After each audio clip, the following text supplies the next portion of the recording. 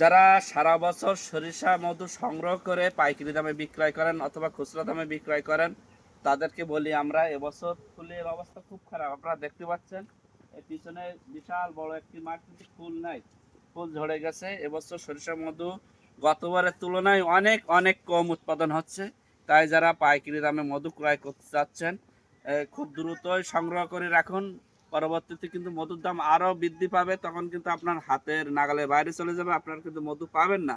সুতরাং ভালো মধু সংগ্রহ করতে চাইলে আমাদের সাথে যোগাযোগ রাখতে পারেন। আমরা সরাসরি মাঠ পর্যায় থেকে সংগ্রহ করি। আমরা সাতক্ষীরা থেকে সরিষা ফুলের মধু সংগ্রহ করছি।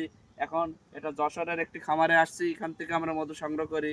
এই সিরাজগঞ্জ, টাঙ্গাইল বিভিন্ন জেলার থেকে কিন্তু আমরা সরিষা ফুলের মধু সংগ্রহ করি।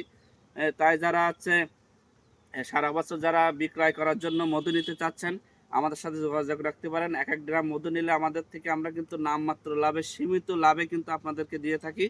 তাই যারা ভালো মানের মধু সংগ্রহ করতে চাচ্ছেন, ক্রয় করতে চাচ্ছেন, তারা গ্রামের বাজার পেজের সাথে যোগাযোগ রাখুন। ধন্যবাদ সকলকে।